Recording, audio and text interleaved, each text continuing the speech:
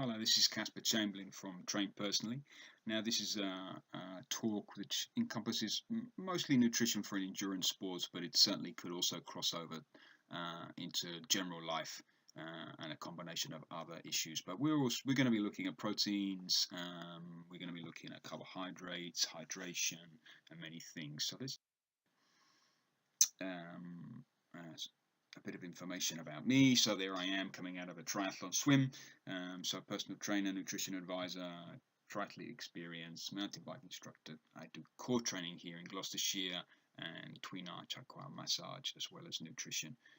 So many things to help us have a much more healthy way to live. I teach a lot of people how to combine all of these things and have a balanced lifestyle. So we've got vegetables we're going to look at, protein as I mentioned, lean mass and fat, nutritional ketosis, vegan, vegetarian, cramp, race week and fibre, carb loading. So there's quite a lot of myths and things we need to look at here, and a few other tips about stomach acid, energy bars, post-race, oxidation, brain shrinkage, which is a topic that comes up quite often when I talk to runners, which we'll get into, sleep, etc., etc. So this is quite a long talk. I'll try and keep it as tight as I can. Obviously, if you want, you can't interact with this very well. So if you want this talk for your running club, school, or university, then please get in contact and we can do that. And it's much more fun to interact and answer your questions. So vegetables then give us vitamins and minerals, and that helps us to recover faster. It's not about having huge amounts of protein. We'll get into the protein question in a moment, but if we look at the picture, we've got some beans, we've got some grains, we've got some greens. That's going to make us a complete protein. We need the green leafy vegetables, the soups. All of this is going to help our body recover. We're going to get the proteins, the zincs, the manganese, the magnesium, all of these things we need in very small quantities in a natural form from food to help our body recover and help the joints, the ligaments, the tendons, as well as the muscles recover better. So if you're eating lots of cake post-race, you basically look at the words in red. You cannot outrun a bad diet. So if you're eating junk, you're basically going to wear your body out because your body will need to get vitamins and minerals from somewhere. So eventually it's going to take it from your skin, your teeth, your hair, your bones, and you're not going to recover. And I do know a serious case of that. Somebody had their knees operated on eventually because they lived on white bread and Diet Coke. So, and this is a marathon runner. So the talent alone is not enough. If you want to do something long term, then you need to look after your body and give it lots of vegetables. All right, let's just have a quick look then. So I mentioned grains, beans, and greens. They give us a complete protein if we have a plant-based diet. So all of these vegetables here is what we need. We don't need the cheese. So I call the typical vegetarian cheatarians. You look at any menu in UK, and vegetarian options always come with lots of cheese. Now I'm afraid that cheese also comes along with a lot of fat, and it also comes along with a lot of issues. It's going to cause damp, it's going to cause heat within the body, it's going to cause skin problems. Anybody that has lots of red skin, blotches, spots, you can almost guarantee that comes from that cheese, dairy, so yogurts. It causes phlegm. So if you find yourself quite a snotty person or weak in the chest and it always goes to your chest, stay away from this stuff. It may taste good. It also has high salt content, which is quite hidden, so it could affect your blood pressure. So the typical pizza is not going to be your friend in this situation. All right, so stay away from the cheese and combine your grains, your beans, and your greens, as in the last slide. Let's just move on to the next one. So let's talk about protein, as we mentioned earlier. So this protein shake post-workout isn't doing anything for you. You've just been sold a big myth. You don't need to eat tons of animal proteins. We can get almost all of the proteins that we need from the combination of plant-based foods. Okay, if we exceed 75 grams, however, we're going to be overloading our kidneys and our liver. It's actually proven we don't need any more than that. Even big guys that are building muscle, they need carbohydrates to feed that muscle. They only need a small amount of protein for that breakdown of muscle to repair in the evenings. So this is a protein myth. It's not true. We don't need as much protein as we think. It is more satiating, so if we're trying to do weight control, then we may find that the protein makes us feel fuller for longer, but that's a separate issue when we're talking about sports performance. Generally, we're going to be using quite a lot more carbohydrate than we are protein because of that. All right, so 60 to 70%, as I mentioned, we're going to be using a little bit more of that. I'm not a big fan of wheat, to be honest. So you can get your carbohydrates from other foods other than wheats and pastas. Okay, so we can go into the rice, the quinoa, or quinoa. We can go into the other root vegetables. They're all going to give us much more stabilizing carbohydrates than the typical breads. That nowadays the flour has been manipulated, so it's no longer as healthy as it could be. However, if you switch to things like spelt and rye and buckwheat, which is actually a seed, we're going to get some complex carbohydrates. If you take on lots of beans and lentils, you're also getting a nice combination of carbohydrates and proteins as well. So they can give us a lot of fuel to run on. Amylase breaks down the carbohydrates in the mouth, so that's going to start in the mouth when we start chewing. Our brain and our muscles and our liver all need glycogen, and the glycogen comes from carbohydrates. They all function on that. You'll all know the feeling. You're working late at night on the computer and you get hungry because your brain is one of the largest organs. It needs about 600 calories a day, and it's going to get that mostly from sugar type foods, carbohydrates, being breads and other sweet tasting foods. So that's what we need most of the time to keep us going. However, there is a carb loading myth. Carb loading used to be that you reduced your carbohydrate intake during the week up to a race, and then the night before you may eat carbohydrates on a normal quantity, and then you recharge your muscles and your liver with the needed glycogen to perform. However, people are eating normal amounts of food all in a week, and then eating a large pasta party meal, and probably actually making themselves slower because of it. Do we need to be eating extra food for our distance? Not really. If you're doing 1.5 hours, 2 hours, you can probably get away with just a normal diet. If you're doing longer distance or you're going to be out longer, then you may need some extra bars or gels or things which we're going to talk about. Let's just mention nutritional ketosis. Can you run on it? Yes, you can. There's lots of people who do it. It's quite complicated. We're doing a high-fat diet. We're doing a low-protein and low-carbohydrate diet. So this is quite complicated. And it's quite difficult to get in ketosis. It's much easier if you fast overnight and you prolong your fast, and then you don't take on any carbohydrates, and then any meals you do take on, you take on fats. Here we got plant-based fats, nuts, seeds, and avocados, but it's quite hard to switch into it. Some people get a problem with almost like a head flu, where your brain, which wants glucose, actually has to spend a bit of time adapting ketones, which is the fat cells that are now being used for energy. We get a lot of water loss and glycogen loss, and we're having acidity problems. There's also salt problems. So this is quite a complicated diet for people to actually do correctly. There's books on this. You may want to investigate a few and do a few experiments, see how you feel. Most people probably don't get into ketosis properly. However, a little bit of fasting is actually very good. I like to run fasted, so I like to have my meal maybe 7:30 in the evening, and then get up in the morning, do a bit of training at 8:30, and when I get back from that, then have breakfast. So a good 12 hours without eating is great. Your body still has enough energy, but your stomach isn't full, and you just give yourself a little boost in the morning, keep the metabolism high. So fasted training is great fun. I enjoy it a lot. So let's talk about muscle and fat. So we want obviously about 15% for men, about 20% for women. body fat content, the more muscle you have, the more energy you will need to supply to that muscle so you can eat more food. The more fat you have, the less muscle you have, therefore you need less food. So it's a bit of a funky switch. This muscle needs food, fat doesn't need food because fat is food.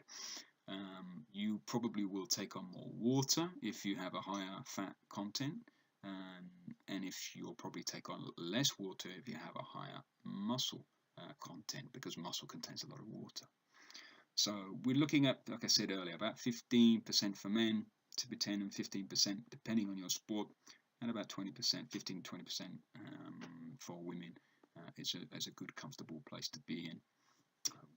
So that's just a basic idea. If you come to me, we do body fat testing and we look at that and we find out where you are. And what we want is the ratio of lean muscle to be higher than body fat.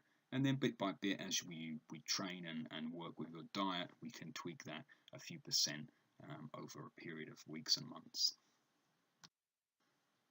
Okay, cramp. People often say it's salt. It's not. It's magnesium. And the reason it's magnesium, and the reason people say salt, is because magnesium piggybacks on sodium to come into the cell through the sodium-potassium pump.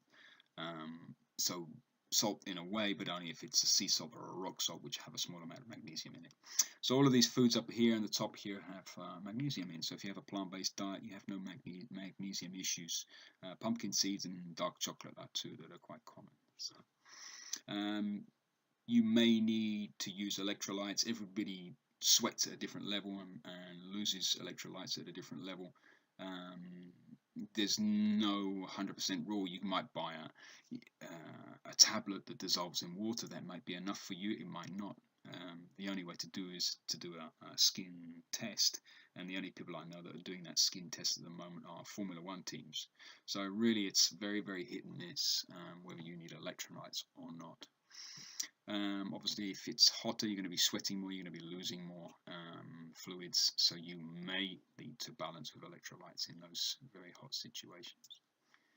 Beetroot juice is an interesting one, often comes up in endurance events. So beetroot juice dilates veins and arteries, so it helps blood flow. So you can buy concentrated beetroot juice. You can do that, or you can just put beetroot in your diet and you will feel the benefit from that.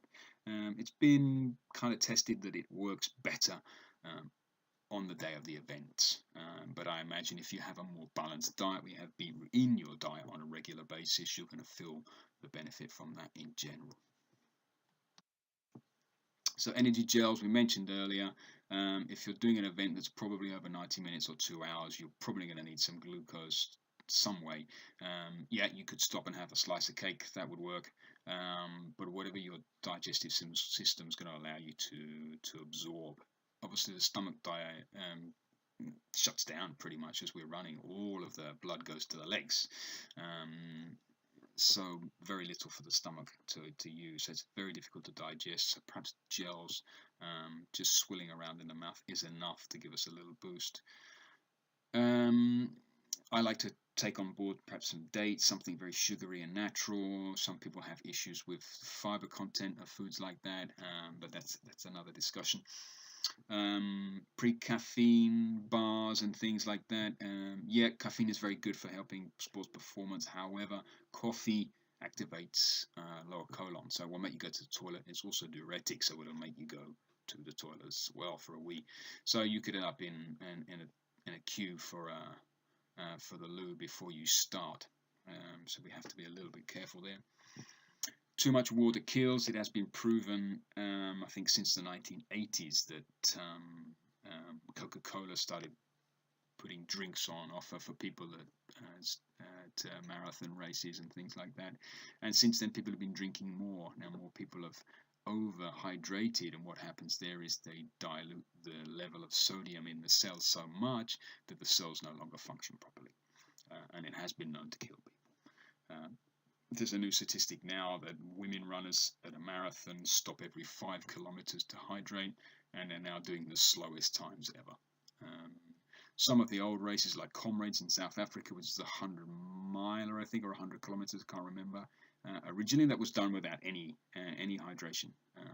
That was it. So you just run that. So the body can adapt to quite a lot, but I think we've gone a little bit overkill on the energy gels and the caffeine and the water.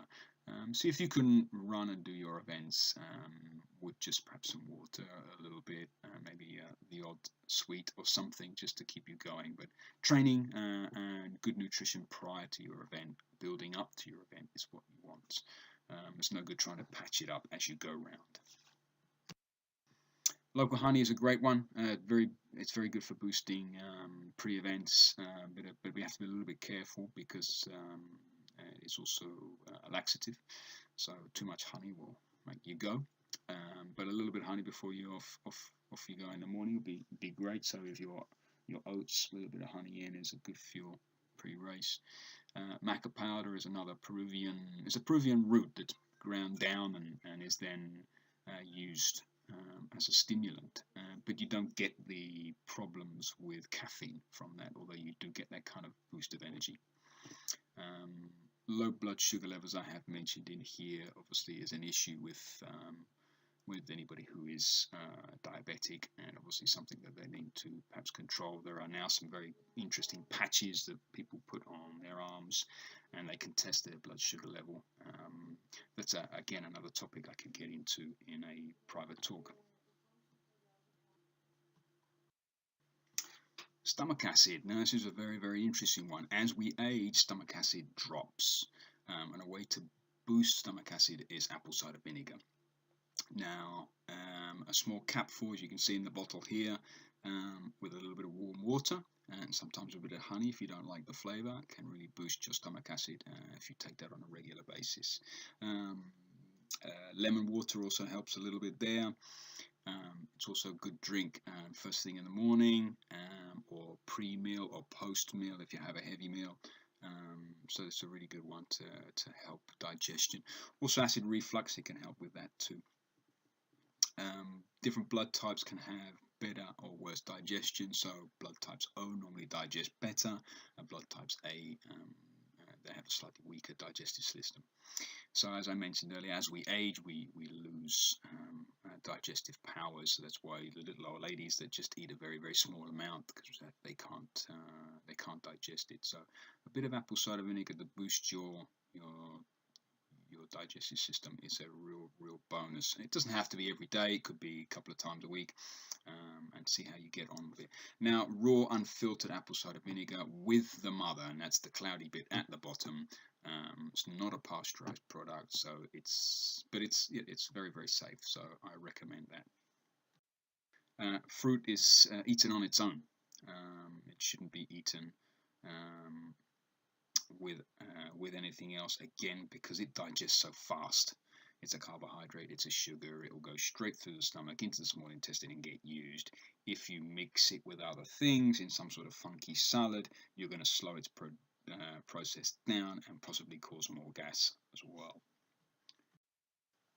Fibre. Now, lots of people say you need to reduce fibre in race week because obviously fibre makes you go to the toilet. Well, actually, fibre is going to help you absorb more water. So more fibre in your diet is actually a good thing. And if you're having issues with going to the toilet pre-race, I would probably say it's not to do with the amount of fibre, it's more to do with the nervous system. But again, I can go into that in more detail in a private consult. So race week reducing fibre, I would say that you need to up your fibre generally during the course of your training, so your body is used to more fibre. The last thing you need to be doing is to be constipated before you go to a race. You need to keep your digestive system nice and healthy. So vegetables, again, are the answer.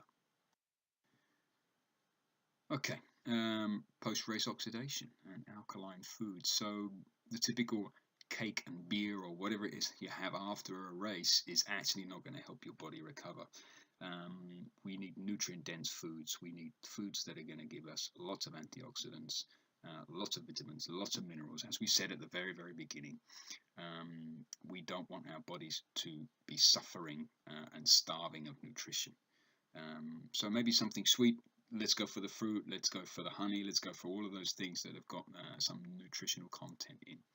Okay, We also need to make sure we got lots of those vitamins, like vitamin C, for example, because the defenses in our bodies are weaker after a long race. So having alkaline foods, which are the vegetables and the fruits, is going to be much better than having the sugary white breads and the other cakey type foods, which are more acid, to damaging our bodies. So we need more fruit and vegetables, basically. So keep sugars during the race, as I say here, and nutrient-dense foods post-race. So you'll recover quicker if you eat lots of more vegetables and fruits post-race. Very simple. Sleep, very, very, very important. So poor sleep, if you have poor sleep, then you can only do low intensity exercise. If you're doing high intensity with poor sleep, it means you will have higher and higher cortisol levels, and you will not recover. You will weight gain, in fact, in this situation. So if you need to do low intensity, then you just need to walk. You need to swim gently. Riding a bike gently. Doing active recovery is low intensity. Doing some gardening. Think about your training plan. Look at what's high intensity, what's low intensity. Check your sleep patterns. If you're getting enough sleep and your job's not too stressful, then you can do some higher intensity or some longer duration. Plan your rest days. Make sure you get plenty of time to rest and recover. Most people overtrain. If you need some more information on how to do this, you can get in contact with me. We can work out a training plan. I have training plan logbooks. We do body fat testing, blood pressure. We look at nutrition. We look at your constitution. We look at what type of races you're doing. It goes on and on and on and on. But it does get clearer, and it does get easier, and it does get simple. We don't count calories. We look at nutritionally dense foods. Mostly plant-based. It doesn't avoid meat, fish, or eggs. However, it does avoid dairy. That is a big no-no in my book. But if you're interested in getting in contact, you can find me at Train Personally. I have an ebook on this subject. I also have my HIIT cards that are available for training, for core training. Obviously, you can only hang a good pair of legs off of a strong core. So that's something you may want to be looking at as well. So body fat nutritional consultations start at £35, and I normally do a 6-week consultation. So every 6 weeks we do another visit and get together and talk about what changes you need to do, what's worked, what hasn't worked, and so on. There's loads more information on the webpage. Go and have a look, go and have a poke around, and let's have a quick look. What else have I got for you? So the next seminar coming up, or next talk, is training for long distance or duration. So looking at those things about mobility, looking at heart conditions, looking more at training plans, heart rate zones, all of those things is coming up in another talk, which is specifically about those things in more detail. So finally, a bit of easy reference if you want some other things to read about the subject. So Know Me Athlete, Brendan Brazer's Thrive, Robert Cheek, he's a bodybuilder, plant-based vegan, very interesting books he has. Nancy Clark, she is the master of sports nutrition. And there's much, much, much more. Folk Medicine is a wonderful book about honey and apple cider vinegar. I hope you found that interesting, and I'll stop talking now, and please drop me a message, a line, or give me a call. Thank you very much.